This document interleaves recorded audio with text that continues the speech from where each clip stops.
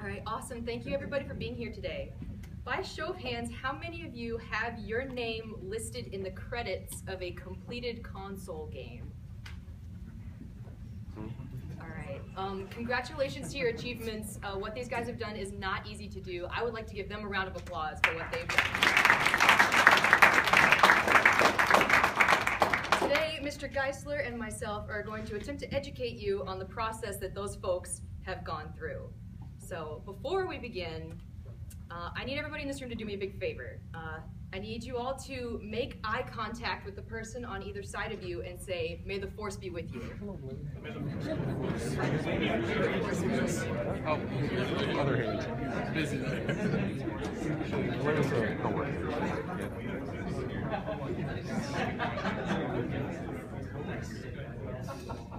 Okay, awesome. Now that everybody is acquainted with their neighbors, we can really get the party started. So let's see here. Okay, the reason I had you guys do that is because I want this to be an informal information sharing session. I want people blurting stuff out, answering questions, raising their hands, and sharing their knowledge. Within reason, Andy.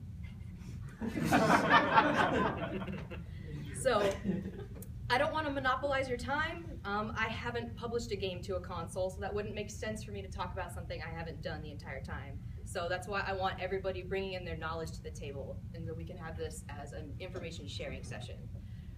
I do have experience in a lot of other areas though.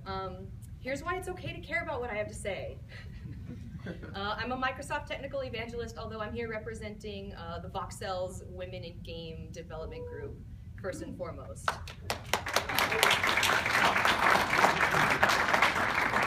nice. I'm an original member and organizer just like Jamie and Lisa, I believe. And Blair, you were there that one time.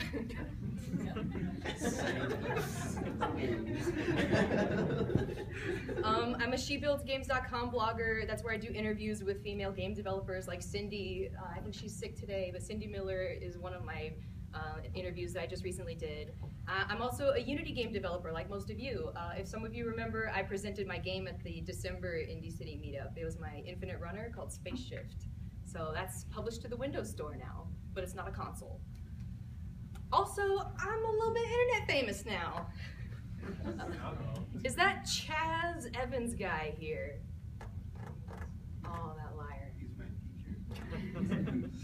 This Chaz Evans fellow did a little write-up about me, and it totally didn't go to my head at all. Not at all. This is in the Chicago Mag website, the Chicago Magazine. So, totally internet famous, no big deal. Here's why it's okay to care about what Kevin has to say. He's the chief operations officer of his own company.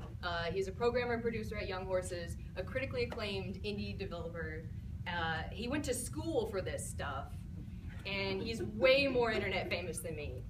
I mean, way more internet famous. This might take a while. I made one game.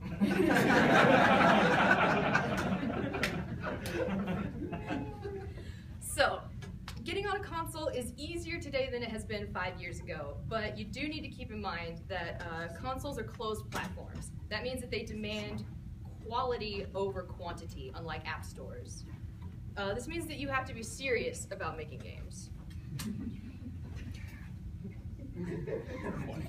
To prove that you're serious, you should be a registered company or a sole trader. You need to sometimes have a static IP address, which is required for particular developer publisher support websites. You need to have a track record, and you need to have a VAT or a tax number. Now, when I talk about consoles, I'm talking about the Wii U with Nintendo, the PS4 and PS Vita with Sony, and the Xbox with Microsoft, the Xbox One. We won't focus on micro consoles in this talk. So now I'm going to hand it over to the one with the experience to talk about what it means to have a track record. So when we started working on Octodad, it was originally a student project, and we weren't really thinking about consoles at the time. We were mostly just looking forward to releasing on PC, then just eyeing Steam.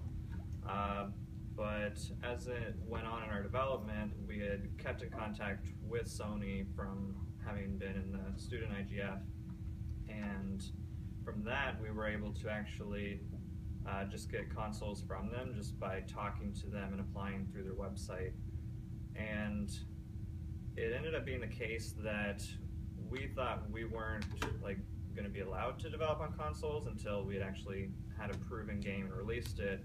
But they were actually very welcoming to us before they even knew whether we would even finish the game. We had asked about halfway or a little over halfway through our development if we could have consoles, because we were hearing through the grapevines that other indie developers were getting consoles. So it was within a week that we'd asked for them that they actually had us sign the documents and ship the consoles back to us. And All of the consoles? 2 of the consoles. And so it was interesting to find out that it didn't really matter that we hadn't shipped a game or even worked on consoles before. They were willing to take a chance with us based on what they had seen. What was important, though, was that we were like an actual formed corporation. We had like the tax ID set up and everything, so that because we were going to eventually sell the game, we needed to be ready to be paid by them. Quick question. What do you mean by take a chance on it? Is there actually any detriment for them to see the need to bring a console? Like, is it just the time? Well, I guess in our case it was early to be giving out consoles and to actually trust us because they had just announced that PlayStation 4 had even really existed. So this was like a full 6 months or more. Because we weren't paying for them in any way, so I think it was a matter of like, we only have a certain amount of these. Do we really want to give them out to these people who may not even use them or may not even come out with anything that's going to make us any money, basically? Right. So they were taking all the financial backing off of us and putting it more on themselves, which we'll talk about a bit more later, about how there aren't really too many financial barriers for developing on consoles. So when you say they sent you consoles, do you mean they sent you dev Dev kits? kits, sorry. Okay, Yeah. just wanted to confirm. Okay, did we talk about everything on the slide? Any more lax about track records? Yeah, so the way it is currently, it feels like Nintendo and Sony have been more lax about like first-time developers. And I think that's mostly because Microsoft was a bit late to the party and they're kind of going through their backlog through the ID at Xbox program. So it's hard to say. That's just based on our own personal experience. So Sony is the only one that has this sort of odd requirement, which is to have a static IP address. And the reason they require it is they want to keep their back-end website and SDK secure. And so the way they do that is they have a whitelist for static IPs. And I think that feels more like a holdover from when they were dealing with more traditional companies that would have a business internet and would have a static IP address. It's clearly been working so well. So. Yeah. So the thing is, you don't really need to get a traditional static IP. You don't have to get business internet. The way we managed to do it was install OpenVPN on our hosting server for our source control, and we essentially route our traffic through that, where we got a static IP through someone else.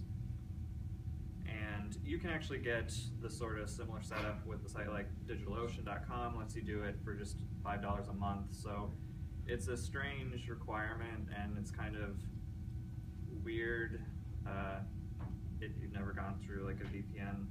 But once you get it set up, it's pretty easy to go through.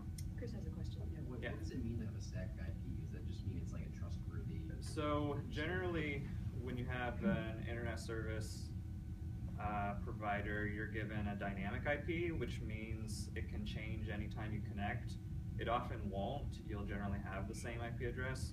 But what happens is Sony wants a static one so that they can trust that it would never switch over to someone else and have them be able to access the site. Nintendo and Microsoft just have normal logins with more traditional authentication, like two-step authentication. So that's just a weird caveat with Sony. Okay, what is the parity clause? So the parity clause is when the different console manufacturers and publishers want you to include different new or just unique content for the console. And I would say that Sony and Nintendo are, they want different content if you plan on releasing at different times.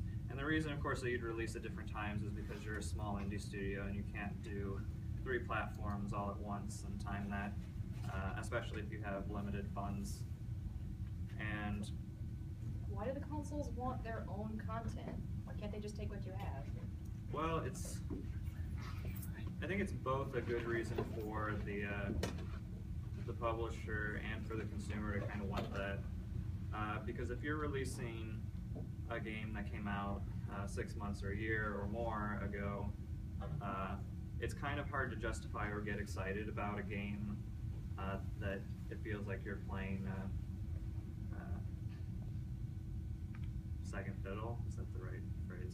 Yeah, so instead of playing Guacamelee, we have to play Guacamelee Gold Edition. Yeah, because it's new, and it might not really have much new to it. But it's But shiny. it has a new name, so it must be new. No, I'm pretty sure they put additional content. But even if the content is already on the other platforms, that's fine. It just has to feel different, or have like a new character, or have an exclusive car, or exclusive control schemes. Anything that helps them market the game, because it's not necessarily just about publishing and being able to publish, them saying, you know, you can't have the game on here unless you add at least one feature. It's also about like how can they help you market the game, and if it's like, oh, it's the game that came out a year ago, but now on our platform, that doesn't make a very exciting press release. Does that make sense to everybody? Cool. So with all 3 of the consoles that we are mentioning, the process is basically the same when you fill out the form.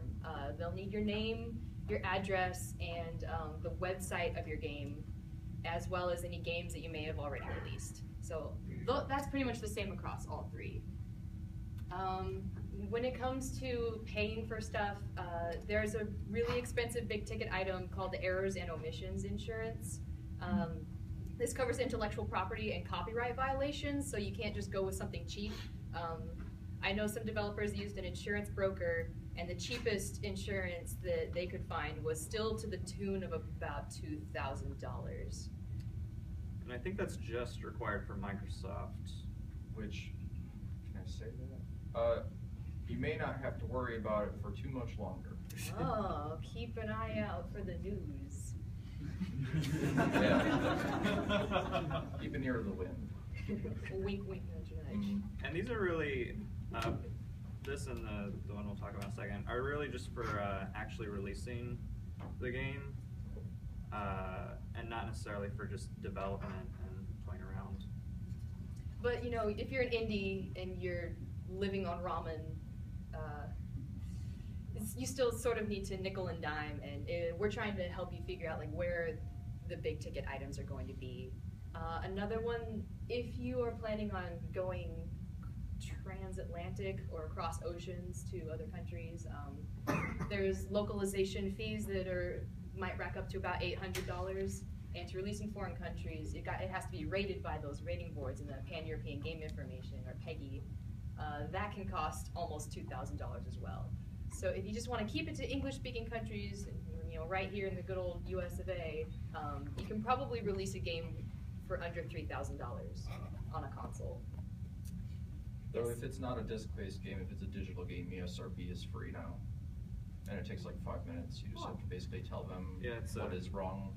it's Well, a not what's quiz. wrong, but like what could be objectionable Yeah. in your Oh, game, I and then they see. just give it to you and you get it for all platforms. Thank you, Because Bill. they're awesome. That's why we invited him. I actually think there's risk of perjury if you're not forward. Well, yeah, if you're not Well- forward with what you have in the game, yes. Yeah. They can at worst, though, it seems like all they do is they'll force you to change it, the rating. They'll re-rate it themselves. So some other small stuff you have to keep in mind is maintaining your game's website URL. You know, URLs cost money. Maybe, I don't know how many a year, but you have to account for that. Video cables, USB cables, other hardware, that's going to be an item on your receipt. Video capture devices for making trailers, those don't really come for free. So just things to keep in mind. Yeah, a good one for video capture is Elgato. I think it's about anywhere from $150 to $200. And that's really nice for capturing direct from the dev kit. It's also very easy to edit video, even if you've never done it before using that. Awesome. Elgato. But I have a family to feed. Kevin, Elgato is it's a piece of hardware or Yeah. software? Yeah, it's like a USB capture box, and it has HDMI pass-through while it's capturing, so you don't have to worry about any sort of latency watching it on the computer, which is incredibly nice for games. Okay, so we're going to go through the different consoles and how to sign up for their programs. They're all relatively straightforward. If you go to xbox.com/developer/ID or some number of like shortcut URLs I'm sure exist, that's where you go to apply for the ID at Xbox program. If you're accepted, you will receive 2 Xbox One dev kits and a Unity Pro license for free, which is really nice. The process might take several weeks or months, and the reason for this is because, as Kevin mentioned earlier, they're sort of going through a backlog. They don't exactly have an army of people running through this list, and there's an overwhelmingly large number of applicants because Xbox is extremely popular. And sometimes people don't fill out the form correctly, so if you don't fill out your contact information correctly, Microsoft can't get back to you. So there's just certain things that might happen, and that might be why everyone has heard that it takes a while to hear back from ID at Xbox. But if you know someone at ID at Xbox who's willing to stick their neck out for you, you might be able to skip ahead of the line. Like, you might know some sort of Microsoft evangelist who works in games. She might be able to help you out. I don't know, I don't know. So a good idea is to reach out on a monthly basis to Microsoft when you're waiting to hear back from them. Send them gameplay videos, send them a PC build. They will reach out to you on a monthly basis. I think that they're pretty fair about that. So extend them the same courtesy and do that to them. So one thing with Microsoft is that they announced that they had hoped to get the sort of Windows 10 Xbox One Universal App support by summer. And so I think that may be one reason that they're not exactly giving out tons of dev kits with ID at Xbox, just because soon, like, anyone who has a retail unit would be able to, in theory, develop just the same as a full dev kit. At least I know the dev kits we got looked pretty identical to the retail units, so I would suspect they'd be about the same. Stay tuned. There's going to be a big event called Build coming up very soon, and stay tuned to learn more about how to develop for Xbox One, Windows 8, and Windows 10 in a universal app platform.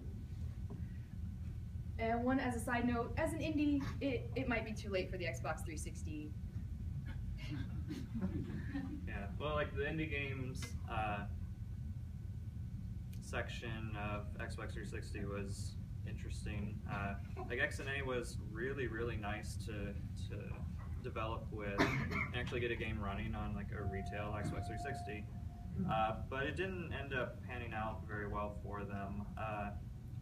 It ended up kind of like the app marketplace Just people with doing iOS. like, my first game, Yeah. Zambies, Or like Minecraft Builder. yeah, a lot of the top games were like zombie games, Avatar games, and Minecraft ripoffs. But what was cool about that was it did allow a lot of people like their first sort of experience with console development, which was like my first experience like working with something related. And so I think you're going to see something similar with the plans they have with the Universal Apps with Xbox One. So, Wait, we're going to see more Minecraft ripoffs? well, yes, probably. but you'll see more of this like democratization of actually building console games. right, Sony, take it away. So, if you are wanting to develop for PS3, it might be a bit late unless you're using Unity. I know the guys who did Race the Sun have been working on, I think they already finished the Vita and PS3 ports, which are relatively painless for them with Unity. If you're not using Unity, it's probably not a good idea to target anymore, just because it's nearing the end of its life. So when we worked with Sony, it was interesting kind of the arrangements and offers for help that they had, which ranged from, like, you know, we could apply to their indie pub fund, which was a way to get an advance on royalties in exchange for either some sort of exclusivity or some sort of increased revenue share for them, versus like maybe they just recoup some of it back. And the idea behind that is that they're willing to help you out without actually taking ownership of your IP, like a lot of big publishers might want. And so with Sony, and really any of the other publishers, it's good to realize that everything's negotiable. You don't have to necessarily take any sort of deal immediately or take it at the face value, essentially. Another interesting avenue, not on the slide, is that both of them and Microsoft have the like PlayStation Plus, indie games, and games for gold. And the way that works is generally they offer like a lump sum in exchange for the month. And again, that can vary. It's up in the air depending on how well you expect your game to do, whether you ought to take that sort of deal, especially at launch versus later on. Because having, for instance, a multiplayer game and launching on PlayStation Plus could be really good for it because you're getting tons of people to play the game and keep up a community, which you would need for the sales. If you launched and didn't expect much or didn't have much marketing support, your game could die without that kind of insurgence of players. Just to back up a moment about the everything is negotiable, when working with bigger companies, they might think something that they put into their contract is a fairly reasonable clause or what have you.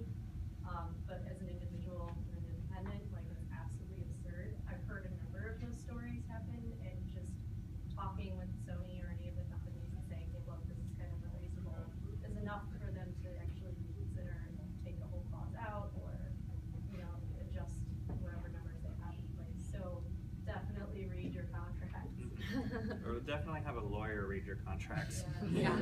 Andy? On the same topic as that, when you were given that sort of contract, is that like a blanket contract that they just like, here's your contract, dude, and they give it to everybody? Was it tailor-made to you, and then was it like bullshit and you needed to argue for months? No, they fill it out to their terms, but sometimes we need additional terms just to either protect ourselves from fail cases that might come up. And then how do those? I mean, some simple stuff is just making sure you're covered as far as exclusivity goes. If you're in a deal like that, being extremely specific about what you are barred from, for how long, in what terms. Like, I don't know, it's all very malleable, and Yeah. you should definitely, if you see anything and feel uncomfortable about it, say something about it, like Jamie said. And then look for the absence of things too. Yeah. That's a big thing. Something doesn't designate a time frame, make it designate a time frame. Right. Does Xbox and PlayStation's kind of default contract, does that vary?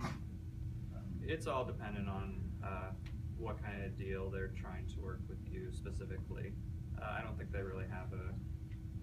They're all pretty Generic. similar in form fitting. Probably, yeah. You should still read them all multiple times and then have a lawyer read them too. But I don't know, none of them, from what I have read, at least for us, have been anything super shady. Yeah. But we've also gotten a lot of like the updated, newer stuff, which has changed a lot in the last couple of years. But it does sound like, though, that different deals will be offered to different people depending on how they your game or how just the numbers have added up. So, like for a higher profile game, they're obviously going to have to offer more for like PlayStation Plus, for instance, or Games for Gold than perhaps a different developer. But they're not trying to like cheat you out of it, I guess. But if you do feel they are trying to cheat you out of it, you're well within your right to not sign the contract or ask for a different a deal. Yeah, basically just don't feel pressured to feel like you have to sign the first thing they hand to you. Maybe we should talk about this at the Chicago Video Game Law Summit as well. I will be there. Shameless plug. When is that? It is on the 27th. It's a Friday. Next Friday. Next Friday. Is Octodad coming in PS Plus next month? I love PlayStation Plus. Want to do the next slide? Sure. Oh, yeah.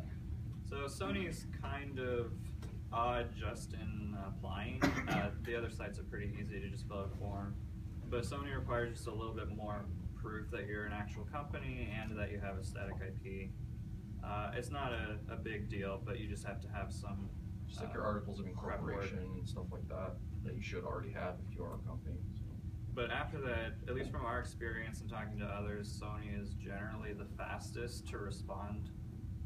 Oh, by the way, GDD stands for Game Design Document. I forgot to write that out, just in case anybody is a beginner here. A lot of those times you don't actually have to send in something that's super complex if they already know your game. I just like fudged something. Really? And was just like, you already know what this is. And just like sent it to them. They're very professional. Yeah. Much professional. Instead of wasting like hours on it. But at least for us, and it feels like other people in the Chicago area, Sony's pretty generous as far as getting dev kits for all 3 of their systems out to people. I mean, I think one of the biggest and best first steps is to be showing your game at events and stuff like that, because if you've already proven that you're committed to like putting something out there, a lot more easy to work with no matter what company it is. Yeah. So. Can you say what your name is and what your role in the company is? Yeah, I'm Phil Tibatoski and I'm president at Young Horses, so I work with Kevin. Okay, so he's allowed to be talking as much as he is. I mean, I would probably be saying it anyways, but yeah. Gotta give you some credibility there.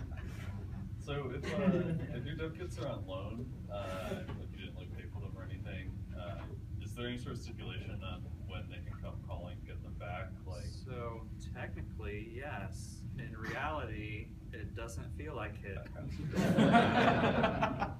Because like we even talked to some people last night who are like independent contractors who have different dev kits out either from other companies or directly from the 3 themselves.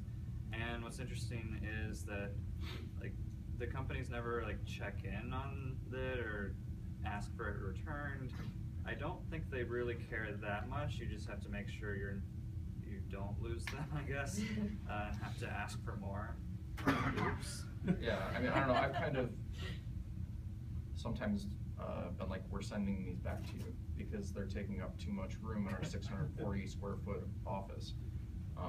But yeah, usually they don't ask for them back unless you're just like not doing anything. Yeah. There was a time where you had to like sign an agreement stating these would be stored in a locked facility.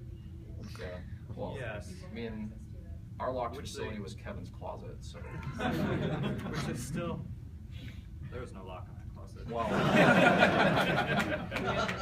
Good information for us all. So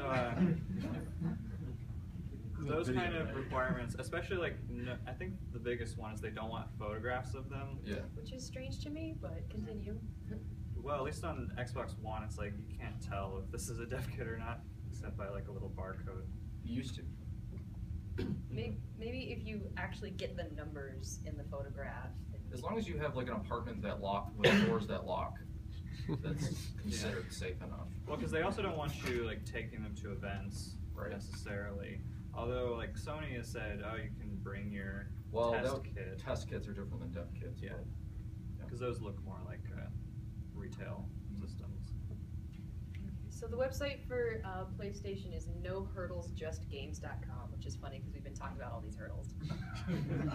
It's really just the website, so it's not too bad. And Nintendo. So if you're developing for Wii, stop. But Wii U is still a pretty good platform. Even more so if you're using Unity, since they also have a deal similar to Microsoft and I think Sony. So the thing about Nintendo is they do have a self-publishing program. It's not as like high profile as like Sony or ID at Xbox, but it does exist. You just have to go to like this website to sign up. WiiUdevelopers.nintendo.com. At least working with Nintendo, they're very responsive about support and potential marketing opportunities. The Wii U can be either purchased. You can purchase like a refurbished one for about the cost of a desktop PC without going against NDA. Otherwise, they publicly said that they have like loan programs for 1 year. We've had ours more than that. They don't seem to care too much as long as you're like actively developing on it. Otherwise, Nintendo is fairly responsive, especially if you are seriously committed to actually developing for the platform and releasing a commercial game. A lot of times with any of these companies, you just have to find the right person to talk to. Yes. Because one person there might be not responsive at all, while another person will respond to you in 20 minutes. Yeah, that's a really good point. So I just kind of ask other developers who they're talking to and whether they're good or not. And it's like that for any company, really. It's something to keep in mind that they're not, a terrible company just because one person is bad at email. And if you get enough followers at some point on Twitter, you can really just start complaining publicly, and then things will happen your way, apparently. No, but it can sometimes get the job done. Often. So for all these companies, how are they differentiating between an indie dev and established developers? Is it just basically like paying for licensing versus going through these programs, or what's the difference as far as Sony and Microsoft and Nintendo are concerned? Well, they're all really the same in that they have opportunities to get free dev kits, and they don't necessarily require you to have had experience. As far as differences, I would say Sony has been putting the most resources into marketing indie games. So if you are managing your own budget, don't need any money specifically, then Sony is a good way to just get extra marketing. Microsoft generally takes the approach of, if we like a game, we'll give it money, we'll try to make it our own thing, we'll try to make it exclusive and really push it as much as we can. And I'd say Nintendo exists.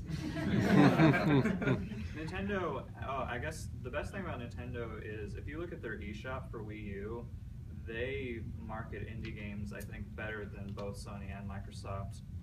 Either that's because they don't have many other third-party games, but it's still a huge benefit. Like if you look at the sales for Shovel Knight, which released on Wii U, 3DS, and PC, it was actually about a third for each platform, about equal, which is pretty surprising when people are trying to write off the Wii U as a failure. It's actually still really good for a lot of indie developers. And I know like recently we keep seeing on the Miiverse meme run is like one of the top 10 games or something, which I think it was recently pulled, but it still proves that you can put out a really terrible like Flash game and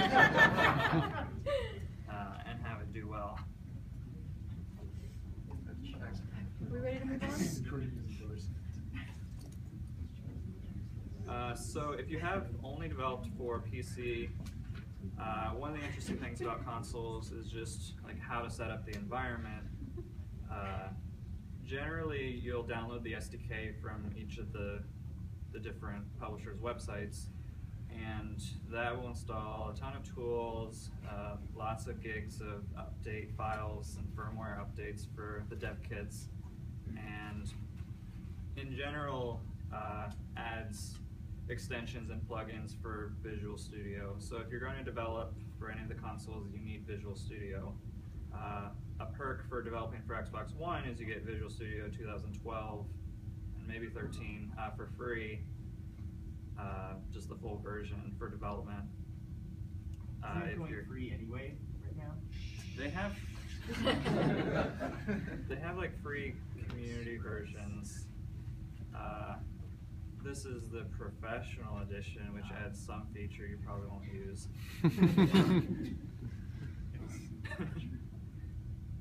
Moving right along. So, when you're working through Visual Studio, what happens is you build the game, you compile it under a new platform drop-down, and you are essentially pushing it to the dev kit over the network. So each dev kit is just connected to your router or whatever, gets its own IP address. You add that using whatever tool, like Sony has like a neighborhood icon that you go and browse and add it. Microsoft and Nintendo have command line that you just add the IP address and set what you're currently working with. Otherwise, it's not really any different from developing for like iOS or Android. You have sort of that same model where you're building, compiling, then deploying. And a cool thing about all three is that you don't have to deploy the assets to the device. All of them will pull all the assets from the network. So if you got like tons of texture files or level files that you want to edit, you can do that on the PC side and then reload it quickly on the console.